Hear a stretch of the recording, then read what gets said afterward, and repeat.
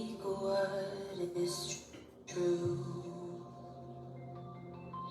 Here's my heart, Lord. Here's my heart, Lord. Here's my heart, Lord. Speak what is true. I am found, I am yours, I am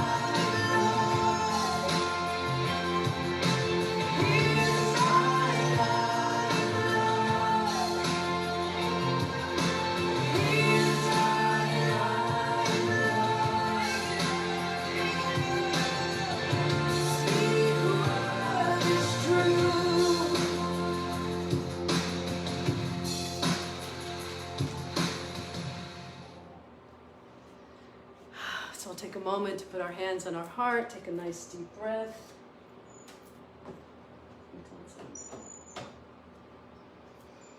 Let's give thanks for this opportunity to be together this evening as we enter into a new month, a new opportunity to review the spiritual intentions that we set at the beginning of this year. The deep desire that we have to do better and to be connected to one another, to see each other with eyes of love, Christ vision. Checking in with our willingness to forgive ourselves, to forgive others, to forgive ourselves for those times when we didn't show up the way we wanted to, the way we expected of ourselves, and to forgive others for not showing up the way we had hoped that they would.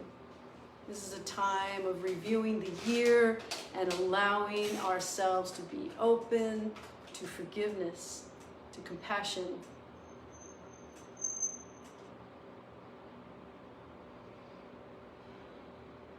We see ourselves as conduits of light and love. And we see others as the brothers and sisters who give us the opportunity to practice being light and love, to be reflections of one another.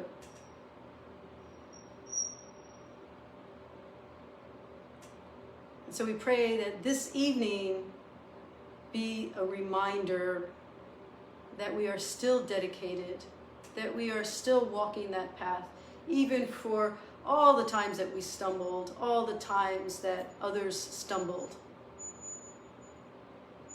That today we allow ourselves to adjust our judgments, our harshness, because we remember how we started this year with the intention of doing better and being better, to rising higher, praying harder, loving steadily, forgiving readily. We remind ourselves again. And we enter into this final month of the year with a joyful anticipation of the year to come, knowing that we have an opportunity for another 12 months to be stewards of God's good grace,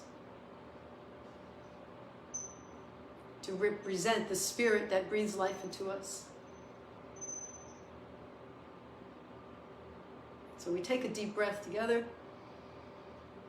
and we join together in this moment. Happy Thursday. Happy Holy Thursday. It's good to be together. It's been almost an entire month since we had our last Miracles with a Twist gathering. November 4th was the last time we were together. So a lot has happened, and now we're in December. It's a new month, and I have a new blouse. Do you like it? It was a gift from a loving gift giver. So thank you. I appreciate all of you who are here, who are a part of this family, and who are dedicated to looking at A Course in Miracles as a tool for awakening, as one tool in our toolbox. Last month I had a conversation with someone who was sort of a semi-follower of A Course in Miracles, and became involved with someone who wasn't a fan of A Course in Miracles, and so they came back to me and said, A Course in Miracles just doesn't go deep enough. And I thought about that. We talk about here, other people have said, well, doesn't cover, psychological stuff, or there's other things. And what I want to remind all of us is that A Course in Miracles, number one, is not saying that it is the only way. It is saying it is a way. But more importantly, it's reminding us that we are responsible as adults to take the depth of our learning wherever we want it to go, as deep as we want it to go. And that means integrating other aspects of what it is we need to do in order to allow that learning to occur. And we talk about Miracles with a Twist is not a strong theologically based program. We specifically talk about integrating other aspects of healing so that we can do our spiritual work. It's like you can have a really nice car, but if you don't put gas into it, you're not going anywhere, right? So we are looking at all the different aspects of our lives that we need to integrate in order for us to be able to do better and be better, in order for us to not make the same mistakes, in order for us to be able to see with eyes of love and kindness and compassion toward ourselves and toward others. Because we are going to make mistakes. We're human. And so we use this as a tool. It's a tool in the toolbox. Other tools have to do with the other areas of our life, whatever it is we need to integrate, to heal, to work on. So let's remember that we're not here to be fundamentalists. We're here to be participants. We're here to be brothers and sisters on this path, mighty companions, kindred spirits. The Course never claims to be the end all of everything. We have to, as grown folk, we have to take responsibility for looking at the areas that maybe in the past we were afraid to look at. And the Course is reminding us in a gentle way that it's okay to go into those dark places. It's okay to shine a light into the areas that maybe we didn't shine a light on before, because now we have the strength, the willingness, and the assistance of the Holy Spirit to go to those places that maybe in the past we weren't willing to go. And so if anyone tells us that any one aspect of our life is not deep enough, it's because there is not one aspect of our life. We are multifaceted human beings. I wanted to read something along those lines because that conversation reminded me of this. In the book, there is a section called Clarification of Terms. And it says, "This is not a course in philosophical speculation, nor is it concerned with precise terminology. It is concerned only with the correction of perception." That is what the atonement is. When we hear atonement being used in A Course in Miracles over and over again, it means the correction of our perception. All terms are potentially controversial, and those who seek controversy will find it. So if you want to take an argument against a course, it's because of the ego getting caught up in certain aspects, especially terminology. There's a lot of people who take offense with the terminology because it's written in a way that sounds male, sounds Christian. It's not even common use of the way we speak all the time. And so we're trying to get past all of that so that we get to the goal and not get caught up in the specifics of how we get to that goal. It's like baking a cake, right? If you want to just look at the eggs and the flour and the oil, it's not going to taste very good. You know, you have to wait till it all gets mixed up together and baked, and then you taste it. You're like, that's some yummy cake, right? That's up to us. It's up to us to do that integrating. It's up to us to do the work. It's not being done for us. It's being done through us, through our willingness.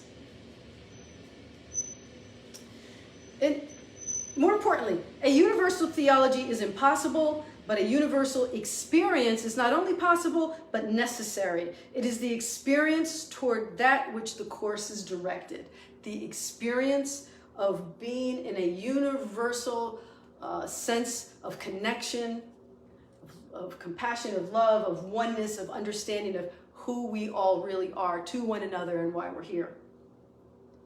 This course remains within the ego's framework where it is needed. So we understand that it was set up with the knowing of who we are. We are ego-based humans, meaning we are fear-based humans. And so it addresses us where we are. If we rise really much higher than that, then we don't need to meet. We don't need to be here. We could just go sit on the beach and enjoy each other's presence, which is actually also a good thing to do. And that we will do that on occasion. But we need spiritual community. We need the camaraderie, the inspiration of one another to maintain our motivation. And that's why we have each other. And that's why we have these meetings. I would like, I've been doing A Course in Miracles for many, many years. I would like the day to come when I can say, I have arrived. I can toss the book onto someone else and just live in the bliss of my risen self. my higher self. I would like to get to that someday. I've been working on it. Have not attained it yet. So let's talk about December. December. We're going to meet every other Thursday because this is a holiday month. Lots of holidays. Somebody was just asking what we're going to do in January. I haven't decided yet, but I'll let you know soon. But for now, these are the dates. Today, December 2nd. Our next meeting will then be December 16th. The next meeting after that will be December 30th. So it's 2, 16, and 30. In addition, on December 17th, we're going to do our full moon gathering out on the beach in Lauderdale by the Sea. And a dear friend of mine, Pema Reed, is going to be bringing her mobile labyrinth. And we're going to have a gathering around the labyrinth. We're going to walk the labyrinth. And it's going to be a great way to wrap up the year together because it'll be the last full moon of the year. So we're going to meet out on the beach. We're going to walk the labyrinth together, and we'll still do the full moon cleansing ceremony. We've already figured it all out how we're going to do it. So that's on Friday, December 17th at Lauderdale by the Sea. Then my birthday's the 20th. So if you just want to call and sing to me, that'd be fine. I'd be happy to hear your voice.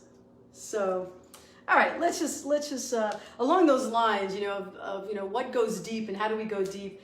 One thing that occurred this month while we were away from each other is that Diane Sawyer had this special on what station? ABC. She's ABC. She did this story called "Escape from a House of Horrors," and it was the Turpin family. Does everybody remember the Turpin family? They had 12 kids. Well, not even kids. They were a wide range of ages of their children locked up in rooms. They barely ate. They didn't get an education. Sometimes they were chained up. They were often beaten. 12 of them living under those conditions for, I think, 22 years, something like that. The 17-year-old escaped out of a window one day and used a phone to call 911. Well, here's the thing. She was so uneducated that she didn't know even how to talk about what was going on. And she was, not articulate at all. And so the police didn't even know whether to believe her. She just seemed like, maybe somebody on drugs or something. So, but the police did come out. They did eventually go to the house. They rescued the children from this environment and put them in foster care, which actually did not turn out to be good for them. But Diane Sawyer was talking to the two sisters, the one that escaped and the other sister. And it was interesting listening to them talk because even though a few years had passed, let's see, she was 17 when it happened. She was about 21 when the interview took place. They still had trouble using words like in comprehensive sentences, and it had nothing to do with their capability. They weren't mentally incapacitated. They were just uneducated. They didn't have education. They didn't have conversation. The police said something to her like, "Are you on any medication?" And she said, "Well, what's that?" She didn't know things. And the reason I'm telling you the story is because I'm thinking about the human spirit, and all the things that we're using A Course in Miracles to rise above. And I think, well, how do these young children rise above that particular circumstance or any kind of horrendous circumstance that we hear about in life? We hear lots of horror stories, but there's is very, very clearly sort of documented in this documentary. It's called Escape from the House of Horrors, if you want to try and find it. And it's just such a testimony to what it is that we can do once we make a decision to take our whatever circumstance, situation, horror that we've experienced and use it to find a way to change our lives and to change the way we see. And these two young women were amazing. Their personalities, the way they had decided to live their lives now, as it is, and they even had to go and testify against their parents and go to the court and talk about them and talked about how they felt when they were with them. And so I thought, as we're doing our work as spiritual warriors, it's like we all have something. We all have some sort of trauma or stress, but I think, wow, some people's lives were just so detrimentally damaged, and yet, because of the human spirit, they find a way to see things differently, and to see their lives differently, and to live their lives in a way that they can be advocates for others and to help others, which is just an amazing way to shift circumstances and to get on with your life. And so as I was thinking about that, I came across this reading. This woman is an author, poet, African priestess, ancestor storyteller. We have our own in Lyle, my friend here.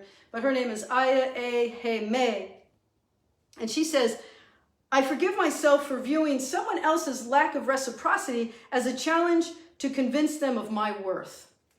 You know, sometimes we feel so poorly about ourselves that if somebody else feels poorly about ourselves, we see that as a challenge, you know, to make them see us better, to love us, to have some sort of compassion that they just are not showing us.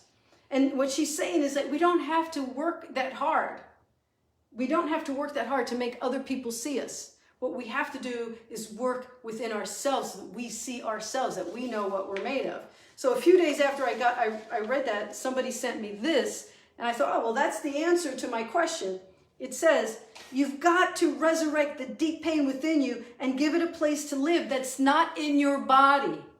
Let it live in art. Let it live in writing. Let it live in music. Let it be devoured by building bright connections. Your body is not a coffin for pain to be buried in. Put it somewhere else. Put it somewhere else. And I thought, wow, how profound. So when I thought about those young ladies and how they're trying, the whole family actually, those young ladies and young men, how they're trying to put their life back together in spite of what they had been through. And I thought, well, what does that say about us? Like, why can't we rise higher? Why can't we forgive more readily? Why can't we use these tools to truly overcome whatever adversities that we have had, or whatever obstacles we feel we have to rise above, whatever blocks we think we have to our own inner peace, to our own spiritual evolution, to our own healing? And that's why we need our spiritual practices, because we are working toward that goal. And so if you're working on the goal with me, as you know, this year we read the text. We started from the beginning in the beginning of January, and we're going to end with lesson 31. So for the next 2 sessions, remember, meeting every other Thursday, we're going to be reviewing, not today, but the next 2 Thursdays, we're going to be reviewing chapter 30, which is a great chapter on rules for decision making, and chapter 31, and wrapping up the course in the year. So congratulations to everyone who went through this year with me reading the actual text. It's a challenge to do that with the lessons, but it's great to, if you've never read through the text before, this was an opportunity to read the whole thing. So we'll get to that next week. Today, we're going to be looking at a couple of lessons that came through since we last saw each other. So we're going to be looking at lessons 330, 331, and 335. And remember, we're thinking in terms of everything I just talked about, our resilience to whatever it is that life brings us. Thank God we didn't have to live like the Turpin family, but we all have our own stuff. We all have the stuff that we did live with and that we do live with. And so we're moving into a place of readiness to make that shift, to make a commitment, to continuously get back on the path, regardless of how many times we fall off. You know, Rumi has that poem where he says, come wherever you are, even if you've broken your vow 1,000 times, this is not a caravan of despair. That we are all welcome to put our feet back on the path and to keep moving forward. And we have a wonderful tool that allows us to do that. And that's... But don't you think, I have to say that I don't agree that there's falling off the path. I think falling off the path is part of the path. Right. So it's semantics, right? It's semantics because we're not. But I also think it has to do with the way one talks to themselves about themselves. There's not. I mean, I don't fall off the path. It's part of the path because otherwise there's no path. There's a detour, perhaps. I mean, how do you say it so that it's an understanding that I see myself moving in a direction of doing better and being better, and then there's times where I just get tripped up. That my old way of thinking or my old way of being puts me in an old way of doing. So that's my concept of falling off the path, or maybe detouring from the goal, maybe the way I was going. It's like, I'm driving to South Beach and I'm going to have dinner with friends, and inevitably I make a wrong turn. And so instead of Alton Road, I end off on some boulevard that's very unfamiliar to me. So what am I going to do? I'm going to turn around and get right back on the road that's going to lead me to where I wanted to go. I could turn around and go home and go back to an old way of doing things, but it's not going to feel as though I've made any shifts within myself. So you're on your way somewhere, you get a little bit lost, and then you make an adjustment, and you go back to where you were going to get to the place you were going to try to get to achieve the goal that you started out. So maybe it's not a falling off, maybe it's a detour. Maybe it's an opportunity for you to forgive yourself and to know that, that was not my best. That was not my best. But I would like to have the opportunity to make a correction. And that's why forgiveness is so important. Because there are people who won't forgive you. There are people who won't forgive you for whatever it is you did that needed a correction. And maybe they just walk out and keep going and get on with their life in a way that is very different from how they originally said they would be there for you. And now you say, okay, well, now what do? Well, what I do is I have to forgive myself, because I'm not dependent on someone else to do the correction for me. Like the first reading I did. We can't go out of our way to make someone else see us differently. We have to do our own correction and make ourselves make those adjustments. So I'm going to get back on that path. I'm gonna reroute myself. Like the GPS. The GPS. Oh man, it always lets you know that you need to reroute. Rerouting, right? So you're like, oh, thank God for GPS, because I used to get lost all the time. So you're going down to South Beach and you make the wrong turn. Your GPS pipes up. It says recalculating route. So you turn around and you get back on the right road. So either somebody's going to travel that road with you or they're not. But it's not up to them. It's up to us. We each have our own individual responsibility to reroute ourselves, to recalculate. Luckily, if you have Waze, you can use different voices. So if you get lost, at least you have lots of fun voice options. Like they have one that's boy band and they actually sing to you. Make a left. It's like this, makes it easier to get lost if you have someone who can help you with your recalculating and rerouting. So, we good now? Yeah, we were good before. So let's. Oh, but. I really like that. Falling off the path is the path. Falling off the path is the part of the path. And I like the way you described it too, Rev Lori. I thought that was really cool what you guys just did. Just want to let you know that. Well, I just want to let you know that Lisa and Paul, they will never leave us, because even though they live in Palm Coast, they're hanging out on the on Skype tonight, which is great. Yes. This is still going. This never stopped. It was like. All right, I'll take care of it. So once again, we have technical issues. It just happens. It's our weekly burden. It's our weekly burden to bear. Okay, so let's go to lesson 230. We'll start with 230. Go to your workbook. Lesson 330. I'm sorry, did I say 230? Yeah. No, I did not mean 230. I meant 330. But now I'm distracted by the fact that we have a situation here. Why did this happen? What happened here? That's not right. So everybody talk amongst yourselves. This is going to be a... What happened, Tinzu? I don't know when you put this skip never came up. Flowers came up. Oh, we'll probably just needed to run a minute. All right, it's going to be now we're not even in YouTube anymore. YouTube. Okay, you guys, let's read 230. Then I'll get back to that in a second. 330. Why do I keep saying 230? 330. The lesson in 330 says, I will not hurt myself again today.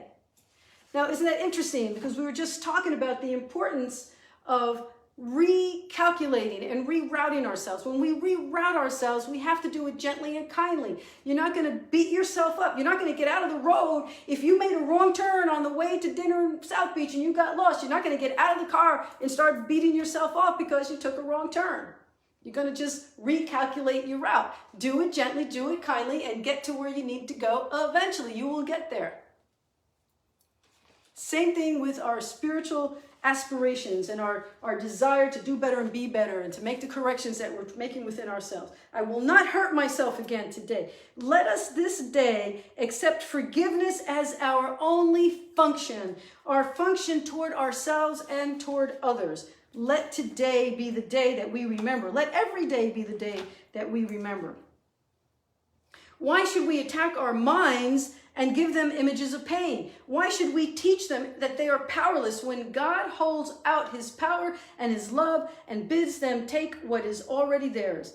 The mind that is made willing to accept God's gifts has been restored to spirit, recalculating, reminding yourself. Instead of going off in self-condemnation, you can recalculate, restore, remember, and refresh, and be reminded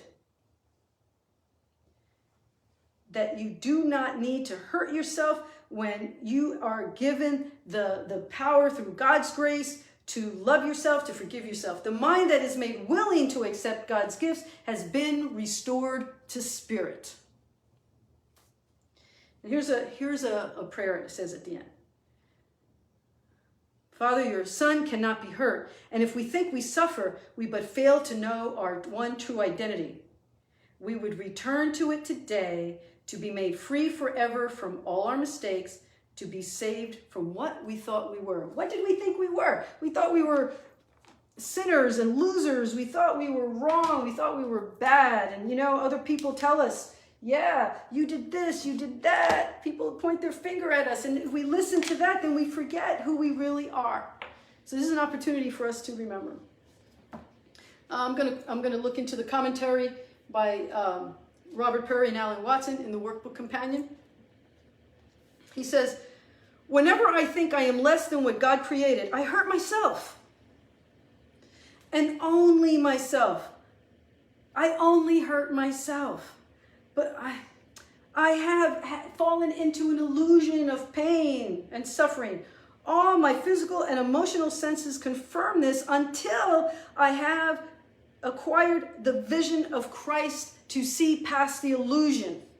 There is a strong passage in the text that tells how important it is not to depend on what our physical eyes and ears can do, but to know that it is only this is only a perception of our thoughts. So we need to see beyond our limited physical perception. And this is from the text, chapter 27. The secret of salvation is this, that you are doing unto yourself, no matter what the form of attack, this is true. Whoever takes the role of enemy and of attacker, it's still the truth. Whether you are the attacker or the attackee, whatever seems to be the cause of any pain and suffering, this is still true. So let them be as hateful and as vicious as they want. They can have no effect on you unless you fail to recognize who you really are. Wow, that's a deep knowing, to be able to deeply know. And if you think about it, there's times in your life where somebody might say something to you and it just really hurts you deeply, and it's because you value their opinion or you value their place in your life.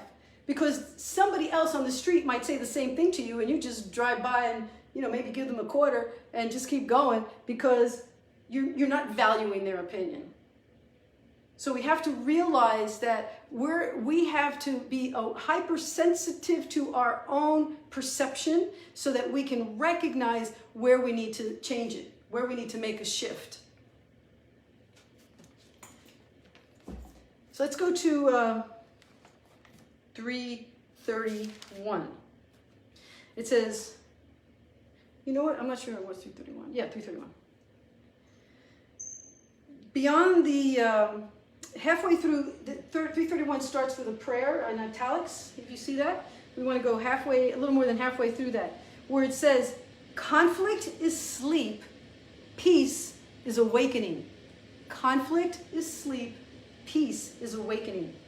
Forgiveness shows us that God's will is one and that we share it. Let us look upon the holy sights that forgiveness shows, that we may find the peace of God. That we may find the peace of God. Now, we're not trying to pretend that whatever is happening in our lives isn't happening. We're not going to pretend that the Turpin family didn't experience that house of horrors. But what we are doing is we're adjusting our vision within so that we don't live in an identity of suffering, that we don't live in a victim mentality. So whatever has happened, we are learning to see it differently, not because it didn't happen in this illusion, in this dream, but because we're not going to let it redefine us. We're not going to let us keep us lost on the path. We're going to be within ourselves the healers, the ones that learn to see things differently. Sort of like physician, heal thyself. All right, let's go on to lesson 335. So we're skipping over a few, go to 335. That was actually today's lesson. It says, I choose to see my brother's sinlessness. Forgiveness is a choice. Forgiveness is a choice.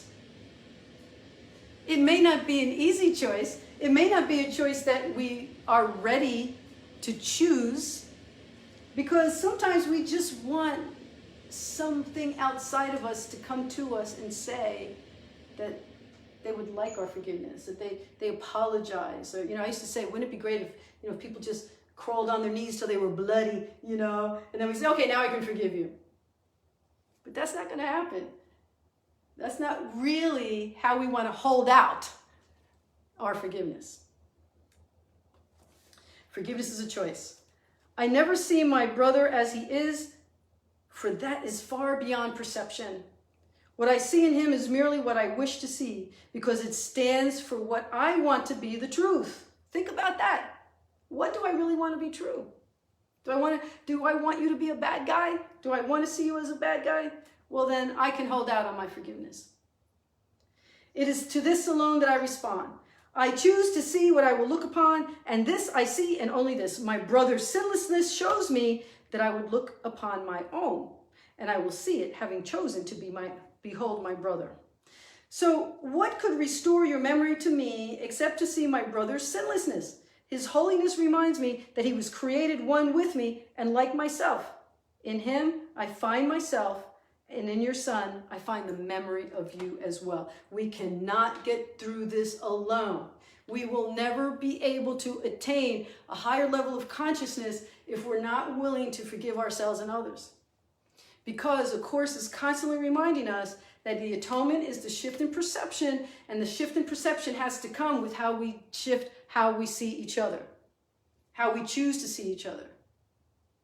So it might take a while. It might take a while to work through whatever harshness or hardness you have against somebody else or against yourself, but it's still the work. It's still the goal. It's still why you're doing this particular path choice.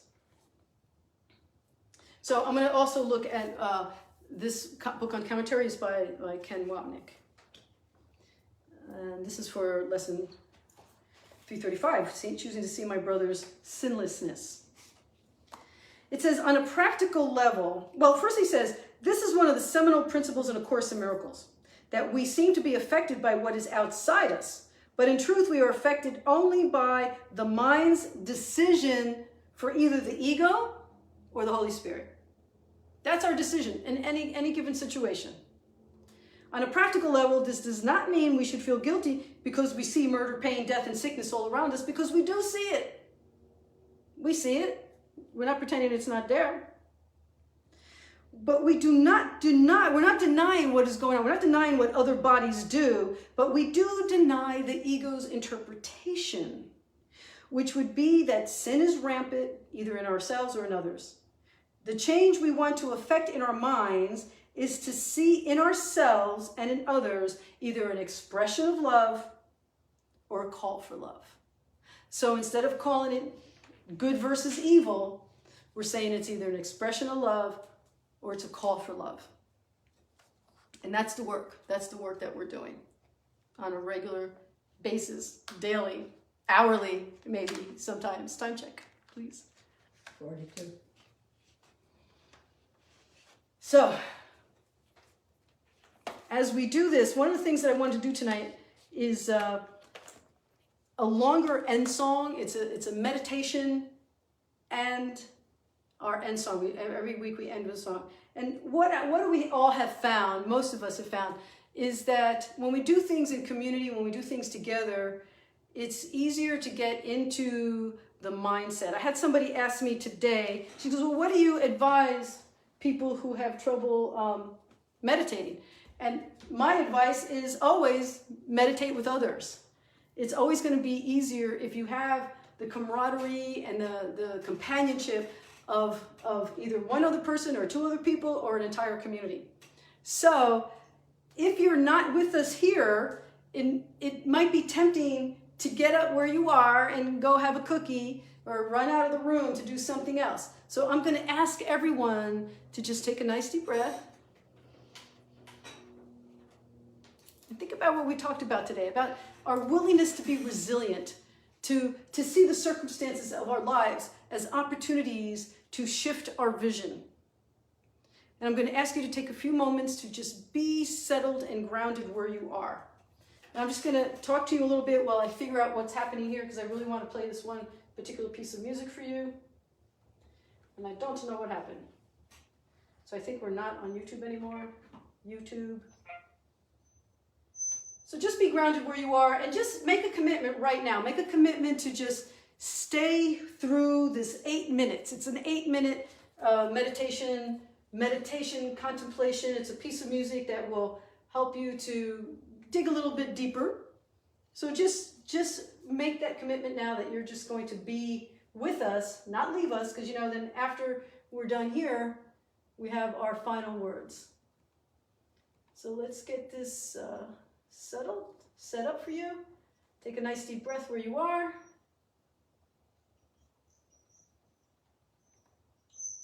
Put your hand on your heart. And just tell yourself now, I'm just going to be quiet. I'm going to be settled. I'm going to be with my spiritual community. I'm going to allow myself to truly have this experience. So even if you can't see it very well, I'll post it on Facebook and you'll be able to see it. If you can't see it now, you'll be able to see it eventually. And you'll be able to hear the words. So let's just be in a meditative mindset. Everybody with me? Nice deep breath. Hand on your heart. Thinking about your own resilience, thinking about your willingness, thinking about the capacity that you have within you to rise higher, pray harder, love steadily, forgive readily, to see yourself with eyes of love, to see each other with eyes of love, to overcome the circumstances of the bodily experience, of the earthly experience, by seeing call for love or an act of love. Remember, miracle is a shift in consciousness. It's the ability to say, you know what, I'm about to lash out, but I'm going to take this moment between the trigger and the reactivity to go into a peaceful place and pray for the strength to respond differently, to do it differently. And we have that capacity within us. And as long as we heal the parts of us that are wounded, as long as we do take the time to heal those parts within us, then we'll get closer and closer to our goal. It's just like getting lost in South Beach. You're going around in circles. But now you find a place of rest. So let us find that place together.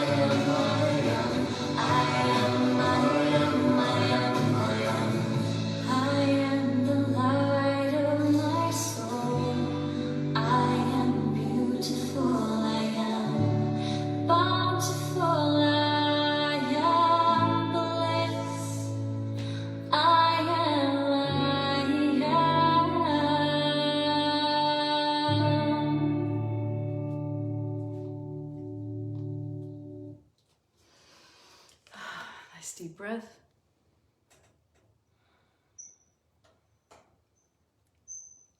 And we'll end with this. The Holy Spirit never refuses an invitation to enter and abide with you. He will give you endless opportunities to open the door to your own salvation, for such is his function. He will tell you exactly what your function is in every circumstance and at all times. Whoever he sends you will reach you, holding out his hand. Let the Christ in you bid him welcome, for that same Christ is in him as well. So amen to that. And God bless you. Good to be with you. We'll see you again in 2 weeks on December 16th.